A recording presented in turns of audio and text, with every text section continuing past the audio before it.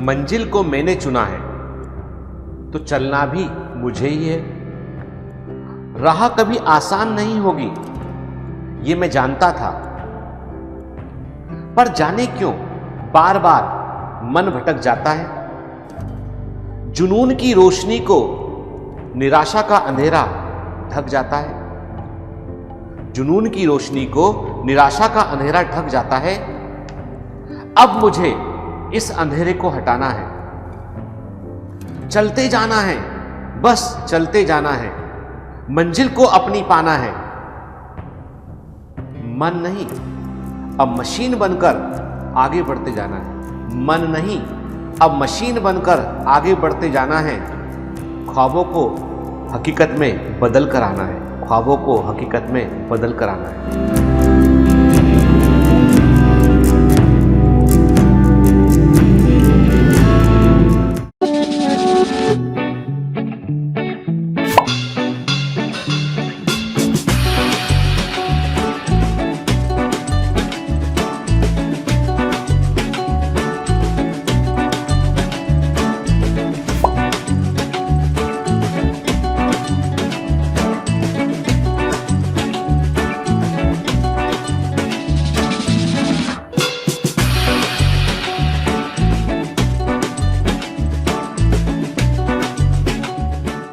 Good morning.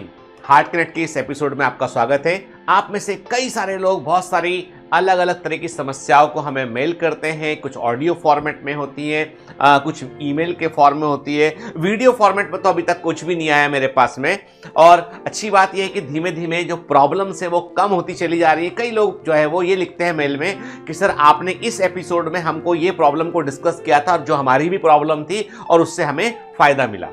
बिल्कुल सही बात है। यदि आप हार्ट कनेक्ट के दिए गए ईमेल आईडी पर यदि आप ये बतलाएंगे कि हार्ट कनेक्ट के एपिसोड से आपको कितना फायदा हुआ, क्या सीखने मिला आपको, क्या आपकी प्रॉब्लम किसी ना किसी एपिसोड में जो प्रॉब्लम एड्रेस की गई थी उससे मिलती जुलती आपकी प्रॉब्लम थी, उससे आपको फायदा मिला, तो हमारी टीम को बहुत अच्छा लगेगा। आपको मैं एक बात बता दूं कि जीवन में सबसे बड़ी चीज होती है कि हम अपने ऊपर कितना यकीन करते हैं और हमारे को इस बात का कितना यकीन है कि हमारे जो भी हम कर रहे हैं, हमारे जो भी काम है, उन काम से हमारे समाज को, सोसाइटी को कितना फायदा होगा। मैं आपको क्लियर कर दूं कि देखो, जानवर भी अपने लिए जी लेते हैं, खाना खाते हैं, रिप्रोड्यूस करते हैं, ठीक है, जीवन यापन करते हैं, एक निश्चित अवधि में खत्म हो जाते हैं। जानवर, सभी दुनिया के सारे जानवर हैं। खाना, सोना, रिप्रोड्यूस करना, ठीक है, वो सब काम जानवरों में होते हैं। मनुष्य में एक कॉन्शियसनेस है, इंसानों में एक कॉन्शियसनेस है और वही हमको बाकी जानवरों से अलग बनाती है। हमारे पास सोचने समझने की क्षमता है। हमारे पास में क्षमता यह है कि हम उन किस्सों को गढ़ सकते हैं जो घटे ही नहीं है, या पुराने किस्सों को हम जो है वो किसी नई पीढ़ी को बतला सकते हैं।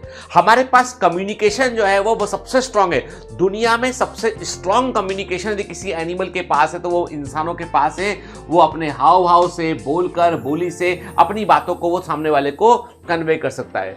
जनरेशन आफ्टर जनरेशन नॉलेज का ट्रांसमिशन इंसान कर पाते हैं, बाकी एनिमल नहीं कर पाते हैं।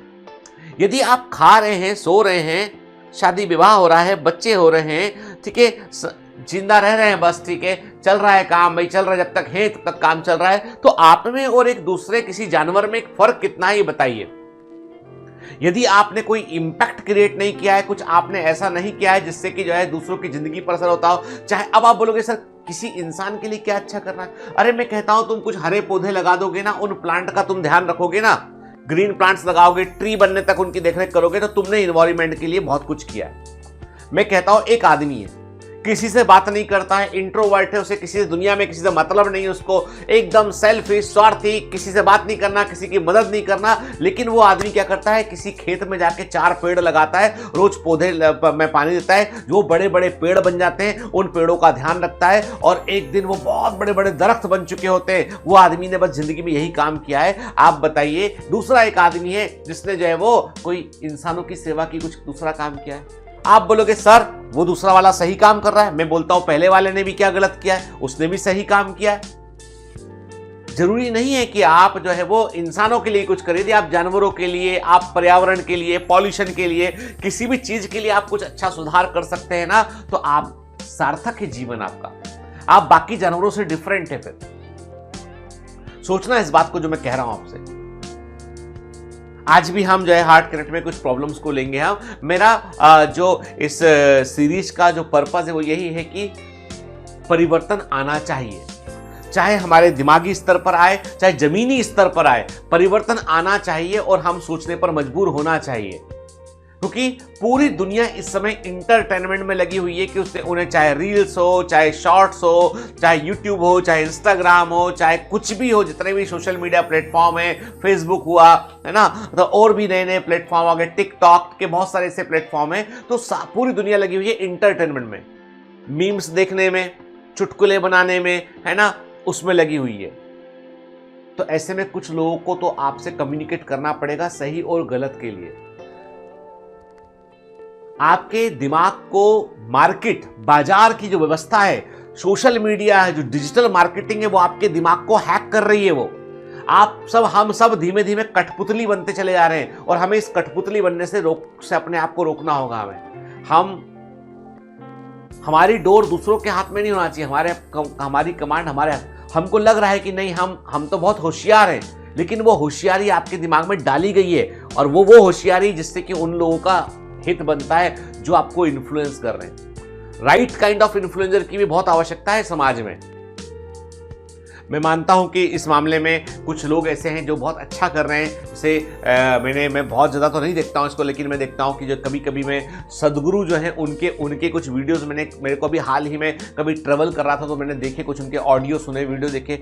बहुत अच्छा बोलते हैं, बहुत साइंटिफिक बताते हैं वो के। और मोटिवेशन में बात करें तो Sandeep Maheshwari, he is very good person, के अच्छा बतलाते हैं वो, ठीक है। ऐसे बहुत सारे एक दो तो मुझे नाम याद आ गया इसलिए मैंने बोल दिया है ना। Vivek Bindra is very good, के Khan sir is very good, के बहुत सारे ऐसे लोग हैं जो अच्छा काम कर रहे हैं, काफी अच्छा काम कर रहे हैं, चाहे योगा में हो चाहे कहीं हो, सब अच्छा काम। हमें राइट टाइप ऑफ, यानी क्या हम देख रहे हैं वो हमारे दिमाग को हैक कर रहा है। यदि आप मुझे देख रहे हैं तो मैं भी आपके दिमाग में कहीं ना कहीं एक जगह बना रहा हूं, लेकिन for the right thing, for the right cause, that is important. चलिए, तो आज हार्ट कनेक्ट में हम पहला क्वेश्चन लेते हैं। स्क्रीन पे क्वेश्चन नंबर 1 देखिए आप, ठीक है। सॉल्व नहीं करना है ना, हमें पढ़ना है और उसके बाद हमें इसका सॉल्यूशन ढूंढना है, ठीक है। प्रणाम गुरुजी, sir I am 19.5 years old and this is my third and last attempt and I want to study and crack NEET this time, but I waste a lot of time thinking about my short height 5.6 inches and I want to stop it, but sir it feel bad to be the shortest one in the family among siblings. I want to do something about that, but I don't know what to do. People say all the maths are fake and won't do you any good, but I want to try something just from my part. I am not foolish enough to blame God for that. Sir, please suggest me, is there anything I can do to increase my height 1 to 2 inches? Thank you. अब देखो बेटा, क्या होता है कि एक और बड़ी इंपॉर्टेंट चीज है कि हम लोग जो है वो एक टाइप कास्ट कर लिए अपने आप को, ठीक है, कि 5 फीट 6 इंच हाइट जो है वो एक एवरेज हाइट होती है, इसको आप कम हाइट नहीं बोल सकते, ठीक है। हाँ, ये बात अलग है कि आपके कई दोस्त हैं 5 फीट 8 इंच के होंगे, 5 फीट 7 इंच के होंगे, 5 फीट 9 इंच के होंगे, कि तो वो जो हम कहते हैं कि एक मीडियम हाइट में वो व्यक्ति पहुंच जाता है, ठीक है। यदि हाइट के हिसाब से चीजें डिसाइड होती तो अल्बर्ट आइंस्टीन को दुनिया का सबसे बड़ा साइंटिस्ट नहीं होना चाहिए था, कम हाइट थी उनकी। हाइट के हिसाब से चीजें होती तो लाल बहादुर शास्त्री को कभी देश का प्रधानमंत्री नहीं बनना चाहिए था, बहुत कम हाइट के थे, लोग उनको बोना समझा करते थे। हाइट जो है, यदि हम ऊंचाई की बात करें तो हाइट व्यक्ति की जो फिजिकल हाइट है ना, उसका इतना इंपॉर्टेंस नहीं है। आप बोल रहे हैं 5 फीट 6 इंच आपकी हाइट है, तो मैं तो बोलता हूं बेहतर हाइट है आपकी। आप केवल जो है हाई हील के शूज पहन लेंगे, थोड़े से आप जो है वो बॉटम वाले शू पहन लेंगे तो आपकी 2 इंच हाइट बढ़ जाएगी। देखो, ये बात लोग सच कहते हैं कि कोई मेडिसिन ऐसी नहीं है कि उसके खाने से आपकी हाइट बढ़ जाएगी 2 इंच, कैसा होगा वैसा होगा, नहीं। बॉडी में हमारी लॉन्ग बोन्स में एपिफाइजल पॉइंट होते हैं, जैसे ही वो पॉइंट फ्यूज करते हैं उसके बाद हमारी हाइट और अधिक नहीं बढ़ती है। फिर जो 1 इंच का फर्क जो दवा खाने से आता है वो होता है कि आपके कार्टिलेज के जॉइंट में स्वेलिंग कर देते हैं दवाओं से, वो उसका हार्मफुल इफेक्ट होता है, नुकसान होता है, तो आपको लगता है आपकी हाइट बढ़ गई है। तो medicine are not effective in adult test के, यानी आप जो उम्र जिस उम्र में है वहां पर दवाओं से आपकी हाइट नहीं बढ़ेगी, ये प्रूवन है, फिक्स है, इसको लेकर दिमाग में कोई डाउट मत रखिए। दूसरी बात, क्या करें कि 1-2 इंच बड़े दिखाई पड़े? अरे आजकल बाजार में ऐसे जूते अवेलेबल है कि अंदर से बाहर से आपको हील कम दिखाई पड़ेगा, अंदर से हील ज्यादा होगा उसका, अंदर से 1 इंच ऊपर उठे होंगे वो, तो आप 2 इंच ऊंचे दिखाई पड़ेंगे। 1 इंच हो गई जूते की हील हो गई, और 1 इंच की हील होती है इनर सोल की उसकी, तो आप ऊंचे दिखाई पड़ेंगे आप 2 इंच, यदि आपको देख इतना ही ये है। मैं कहता हूं इतने बड़े आदमी बनो कि तुम्हारी हाइट का कोई मैटर ही ना करे, कोई हाइट तुम्हारी वो जो है वो मुद्दा ही ना रहे इस बात को सोचने का। मोदी जी की हाइट यदि आज 6 फीट 5 इंच होती या 5 फीट 5 इंच होती, क्या फर्क पड़ता है? तुमको क्या लगता है? तुमको लगता है कि हाइट से सक्सेस डिसाइड होती है? नहीं। हमारे देश में देखेंगे आप तो जो है वो 5.5 फीट हाइट जो है वो कोई कम हाइट नहीं, ठीक हाइट है वो। तो दिमाग से ये बायस निकाल लीजिए। आपके सिबलिंग में सबसे छोटे हैं आप। मैं बतला दूं, मेरे 2 भाई हैं, दोनों भाई की हाइट मुझसे ज्यादा है। मेरे बीच वाले भाई की हाइट 5 फीट 11 इंच है, छोटे वाले भाई की हाइट 5 फीट 10 इंच है। मेरे 2 ब्रदर इन लॉ हैं, एक की हाइट 6 फीट 1 इंच है, एक की हाइट जो है वो 6 फीट 2 इंच है। एक 6 फीट 1 इंच का, 6 फीट 2 इंच का। मेरे मामा के लड़के हैं, उनकी हाइट एक की मेरे बराबर है और एक की हाइट मुझसे ऊपर है, 5 फीट 11 इंच है, मेरी हाइट 5 फीट 8 इंच है।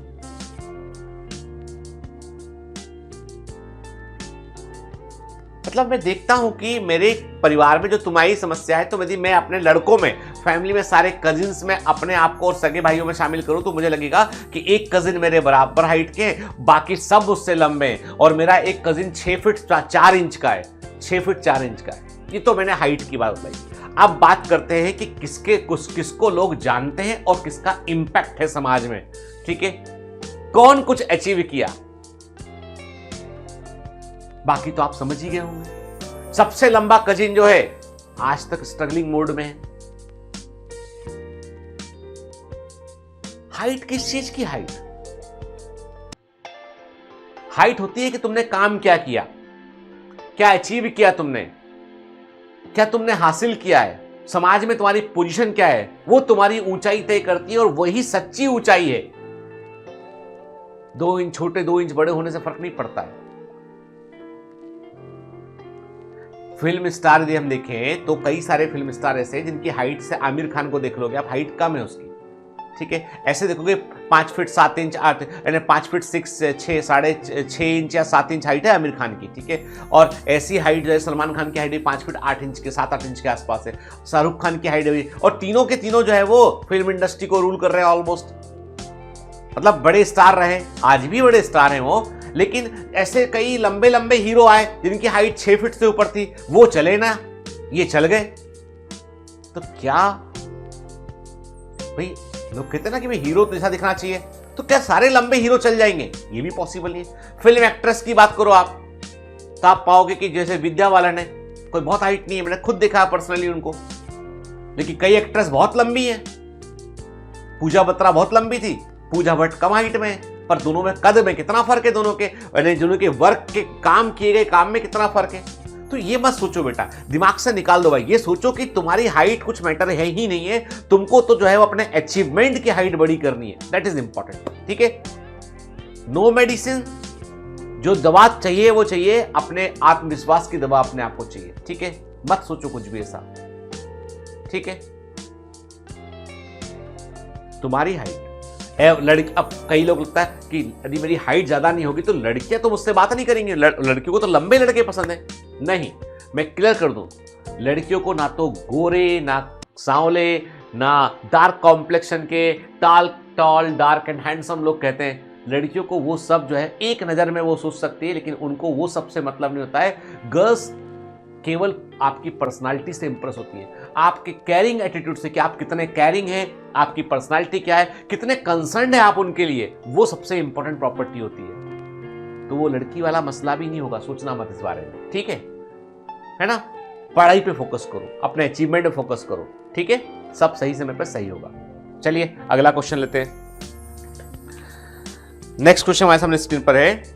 प्रणाम सर मैं फोकस बैच का स्टूडेंट हूं। सर मैं 2020 से बायोमेंटर से जुड़ा हूं और सर मैं 2020 में प्रिपरेशन के टाइम मुझे एक लड़की ने का मैसेज आता है, वो भी बायोमेंटर्स कमांडो ही थी।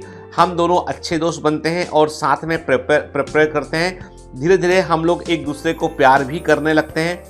Sir this year she got selected in medical college.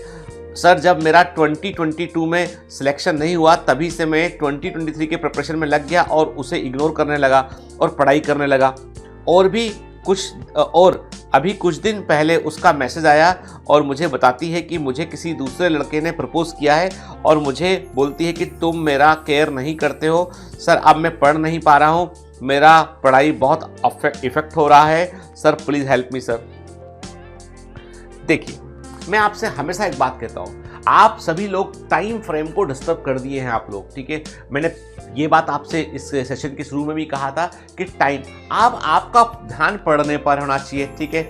अब वो लड़की निकल गई, सिलेक्ट हो गई है, उसको किसी ने प्रपोज किया है कि वो कॉल लेगी, वो उसका मैटर है कि उसे हाँ करना है ना करना है, वो सेटल हो चुकी। याद रखना चाहिए कि वो अब मेडिकल कॉलेज में पहुंचने के बाद वो अपने एक स्ट्रीम में आ चुकी है। अब वहां से वो डॉक्टर बनकर बाहर निकलेगी, ठीक है। लेकिन तुम अभी भी स्ट्रगलिंग मोड में हो, ठीक है। तुम स्ट्रगलिंग मोड में, तुमको उसके बोलने ना बोलने से तुमको अफेक्ट नहीं होना चाहिए, तुमको अपने पढ़ने पर फोकस करना चाहिए। आप बोलोगे सर कोई मशीन थोड़ी ना हूं मैं, मेरे भी इमोशंस है, मैं तो प्यार करता हूं उससे, अब मैं कैसे जो है वो मैं इसको बर्दाश्त कर पाऊं।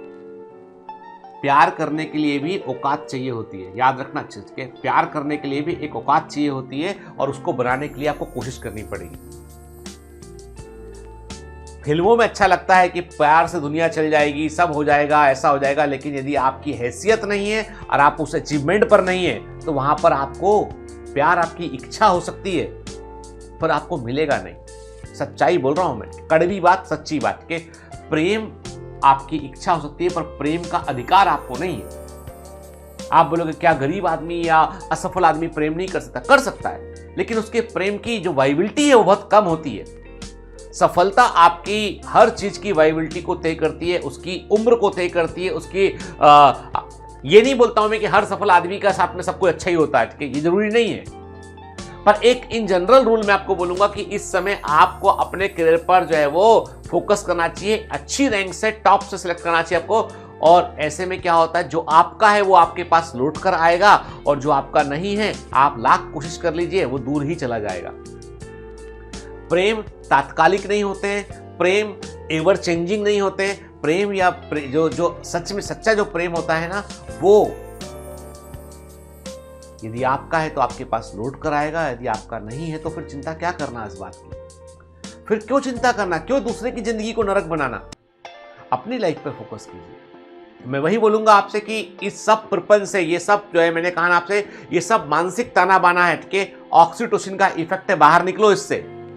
देखो दुनिया बहुत बड़ी है, दुनिया में जब भी रिजेक्शन मिलता है ना तो याद रखना लाइफ में, whenever you got rejected, it is not that कि तुम ठीक नहीं हो, तुम असफल हो। इसका मतलब है you have a better option, अगली बार आपको बेहतर ऑप्शन मिलेगा, ठीक है।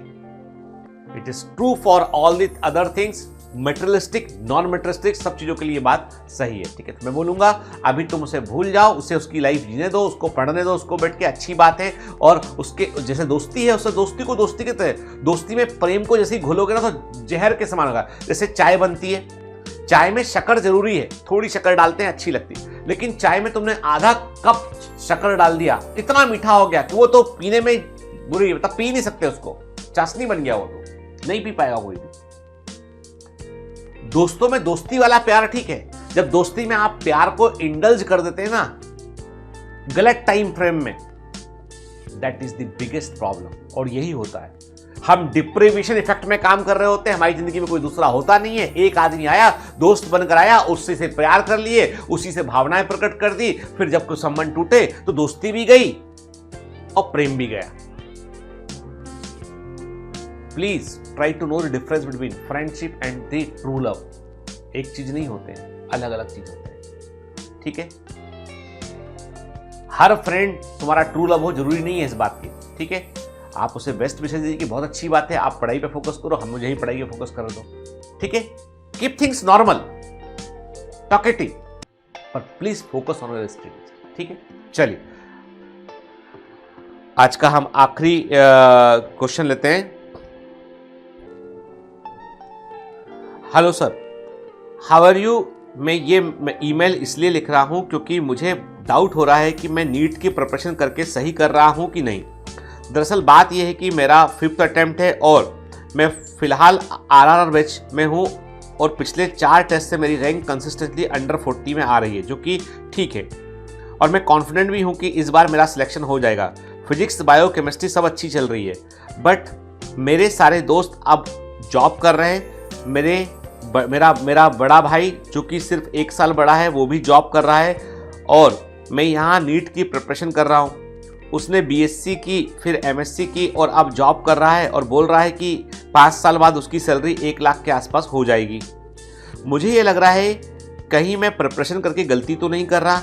लगता है कि मुझे भी बीएससी एमएससी कर लेना चाहिए थी, कम से कम जॉब तो करता, फैमिली को सपोर्ट तो करता। और क्या फ़ायदा एमबीबीएस करने का जब साधारण डिग्री वाले ही उतना ही कमा रहे हैं। मुझे पता है कि मेडिकल फील्ड में सिर्फ पैसे के लिए नहीं आना चाहिए, पर for common people like us money is very important, इसलिए पैसा से सोचना पड़ता है। To summarise, is all this hard work and sacrifice really worth it when people with normal degree who didn't work hard और sacrifice anything are earning same as medical graduates? What is the point of sacrificing this much time? और MBBS करने के बाद भी salary सिर्फ 50-60 हज़ार की होगी गवर्नमेंट हॉस्पिटल में, फिर एमडी करें तो जाके 1 लाख होगी। I found this information on Quora. Sir madam please ये ईमेल कंसिडर करना। बहुत अच्छा क्वेश्चन किया। इन्होंने कहा है कि ये फिलहाल आरआरआर बैच के अंदर पढ़ रहे हैं, 5th अटेम्प्ट इनका है, तैयारी ठीक चल रही है, लेकिन इनको डाउट हो रहा है कि कहीं मैं नीट का डिसीजन लेके मैंने गलत तो नहीं किया है। इनका जो भाई है वो उसने बीएससी एमएससी किया, जॉब कर रहा है, 5 साल बाद उसकी सैलरी 1 लाख रुपए होगी, ऐसा इनका बोलना है, ठीक है। साधारण लोगों को भी अच्छी सैलरी मिल रही है, तो एमबीबीएस करने का क्या फायदा। मैं आपको एक बात क्लियर कर दूं आपको कि एमबीबीएस जो है डॉक्टर, आपने लिखा भी कि डॉक्टर सिर्फ जो है वो पैसे के लिए नहीं बनते, पर साधारण परिवार में पैसे की बात सोचनी पड़ती है। बिल्कुल सही बात है। मैं आपको आज डॉक्टर का फाइनेंशियल बतलाता हूं। डॉक्टर्स को आप कभी भी अंडर एस्टिमेट मत कीजिए। डॉक्टर्स जो होते हैं, एमबीबीएस डॉक्टर की बात कर रहा हूं मैं, कि यदि आप स्किलफुल, ठीक से पढ़ाई किया आपने, एमबीबीएस डॉक्टर हैं, आप ठीक से इंटर्नशिप किया, केवल एमबीबीएस डॉक्टर जो है वो यदि गवर्नमेंट हॉस्पिटल में काम करता है तो मोस्ट ऑफ द स्टेट में गवर्नमेंट हॉस्पिटल में जो है सैलरी जो है वो 70,000 80,000 सैलरी मिलती है आपको, ठीक है। आप जब काम करते हैं, गवर्नमेंट हॉस्पिटल सर्व करते हैं, आप 4-5 साल काम किया, आप 70,000 की सैलरी मिली, आपने यदि मान लो एमडी कर लिया, लाख रुपए सैलरी मिलती है। पर आपको बता दूं मैं, समय के साथ में जो ग्रोथ आपकी होगी वो आपके भाई की नहीं हो पाएगी। एक जॉब जब आप करते हैं किसी कंपनी में या कहीं जॉब करते हैं, जॉब में एक फिक्स होता है कि 4 साल बाद एक ऐसा इंक्रीमेंट मिलेगा, फिर 1 साल बाद इतना इंक्रीमेंट मिलेगा, 4 साल बाद प्रमोशन होगा, 5 साल बाद प्रमोशन होगा। तो धीमे धीमे जॉब करना एक अलग बात है और प्रोफेशनल काम करना एक अलग बात है। डॉक्टर्स जो है वो एम्प्लॉय नहीं होते, डॉक्टर्स प्रोफेशनल्स होते हैं। डॉक्टर्स का हमेशा प्रोफेशनल एग्रीमेंट होता है कंपनी के साथ में। डॉक्टर्स बेसिकली जो है प्रोफेशनल्स होते हैं और प्रोफेशनल सर्विसेज में आपकी ग्रोथ इमेंस होती है। समय के साथ साथ जो है आप एमबीबीएस करने के अभी एमबीबीएस करके आप गए, गवर्नमेंट हॉस्पिटल गए, आपको जॉब मिल गया 50-60, चलो मान लिया मैंने कि 60,000 जॉब सैलरी मिलता है। 5 साल बाद आप 60,000 नहीं कमा रहे होंगे, 5 साल बाद आप 1.5 लाख रुपए कमा रहे होंगे। अपना प्राइवेट प्रैक्टिस शुरू करेंगे, आप काम करना शुरू करेंगे, आप छोटा सा एक आप सेटअप बनाएंगे। आप अगले 10 साल के बाद में आप 3 लाख रुपए महीना कमा रहे होंगे आप, क्योंकि अब आप छोटा सा एक जो है वो एक अपना डे केयर ओपीडी खोल लिया होगा आपने, छोटा सा 2 बेड का अस्पताल खोल लिया होगा आपने, उसमें आप काम कर रहे होंगे। अगले 20 साल के बाद आप जो है वो 10 लाख रुपए महीना कमा रहे होंगे, जब लोग जो है वो घिसट रहे होंगे तब, ठीक है। यहां पर एक्सपोनेंशियल ग्रोथ होती है, तुम्हारे हुनर पर, तुम्हारे कैलिबर पर ग्रोथ होती है। केवल एमबीबीएस की बात कर रहा हूं मैं, ठीक है। जब आप छोटे इलाके में कहीं जाके प्रैक्टिस करते हैं, मेरा एक दोस्त है, उसने एमबीबीएस किया और एक बस्तर के पास में एक छोटी जगह पर जाके उसने अपना क्लिनिक स्टेब्लिश किया, फिर छोटा सा उसने प्राइमरी केयर सेंटर बनाया, फिर उसने छोटा सा एक अस्पताल बनाया, आज एक बड़ा अस्पताल है वहां पर और उसमें वो काम कर रहा है। मेरा एक दोस्त है, उसने एमडी किया। एमडी करने के बाद उसने जो है बैतूल के पास एक जगह अमला है, वहां जाके उसने अपनी प्रैक्टिस शुरू की। फिर उसके पास पैसा कुछ आया तो उसने छोटा सा एक अस्पताल बनाया। छोटा अस्पताल फिर उसने बड़ा कर लिया, इतना बड़ा अस्पताल कर लिया कि वो वहां का बैतूल का अमला का सबसे बड़ा अस्पताल है, संजीवनी हॉस्पिटल नाम है उसका। और वो इतना पॉपुलर हो गया कि आज एमएलए, समझते ना आप एमएलए क्या होता है? विधायक साहब बन गए, वो भी पॉपुलर आदमी है अपने एरिया के। मेरा एक दोस्त है विक्रांत, एक है विकास। उसने अपना जो है वो शहडोल के पास कहीं पे, मुझे जहां तक ध्यान है, वहां पे उसने अपना हॉस्पिटल खोला उसने, और उसका प्रैक्टिस बड़ा चल निकला। और जो है उसने एमबीबीएस किया, उसके बाद उसने जो है पीजी किया और उसने काम शुरू किया अपना। शुरू में उसने जो है, जब उसको लाख रुपए की जॉब मिल रही थी भोपाल के अंदर, 1.5 लाख की जॉब मिल रही थी, छोड़ के वो वहां गया और प्रैक्टिस शुरू किया धीमे धीमे उसने। और आज जो है वो हर दिन का जो है 5 लाख रुपए जो है वो हॉस्पिटल कमाता है उसका, हर दिन का 5 लाख, 1.5 करोड़ रुपए महीना। आप बताओ कौन सी नौकरी? तुम प्रोफेशनल को कंफ्यूज कर रहे हो, तुम कंफ्यूज हो, तुम अपनी असफलता का ठीकरा एमबीबीएस के ऊपर फोड़ रहे हो कि एमबीबीएस अच्छा नहीं है। ठीक है, अंगूर दूर है इसलिए खट्टे हैं, ये मानसिकता से बाहर निकल जाओ।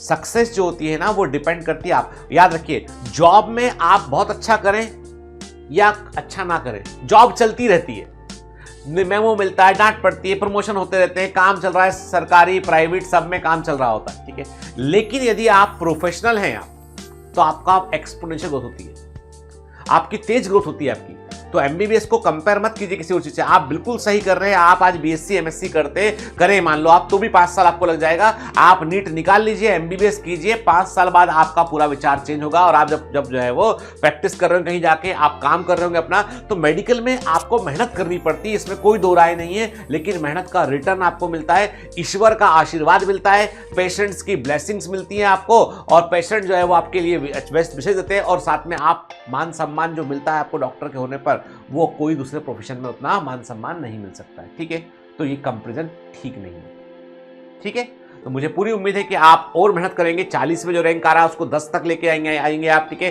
क्रैश कोर्स में सारे बच्चों के साथ चैलेंज को स्वीकार करेंगे, बढ़िया रैंक लेके आएंगे और फोड़कर दिखाएंगे एग्जाम। ठीक है, चलिए आज के एपिसोड में इतना ही, नेक्स्ट एपिसोड में कुछ और प्रॉब्लम्स होंगे।